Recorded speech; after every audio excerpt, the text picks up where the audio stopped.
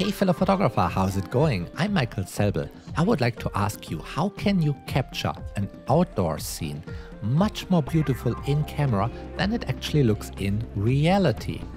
I'm just back from a destination wedding in Montreux in Switzerland, which is a lovely place, and you've got spectacular mountains over there, the Alps. The couple has chosen this destination because of this lovely scenery. The guests love the mountains as well. Sure, they all want photos of them in front of this spectacular scenery. Of course, we want to give them that photos. We want to start with the obligatory wedding dress photo and even hang that one outdoors in front of the mountains and shoot it. Now, when you're shooting such photos, then it might be that your photos actually don't look so spectacular like guests or the couple would expect it. I mean, the Alps are looking great in reality, but on a photo, you might notice that there's a lot of moist in the air, that it's actually a little bit dull, that you actually don't see so much of the Alps. That's normal. Now, how can you easily make the Alps, let's say, postcard blue so that they are really jumping out? Do you want to use color gradient filters? Do you want to use polarizers? Well, all of that won't do the trick here because you will quite often have subjects in the photo and you need to care about them as well.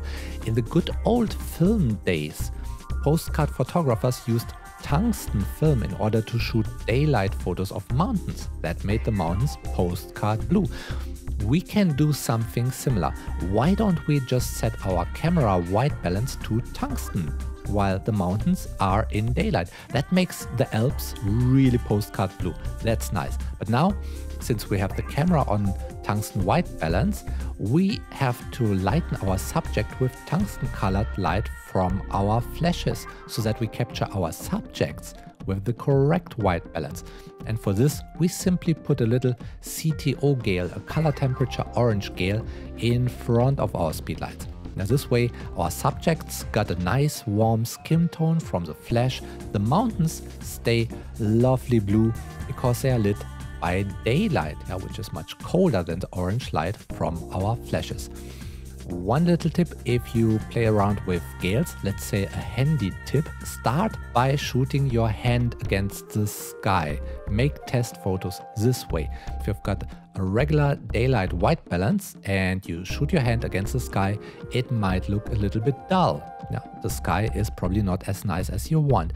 Now switch your camera to tungsten and then you will see the sky is blue, but so is your hand. You just discovered that you are an alien.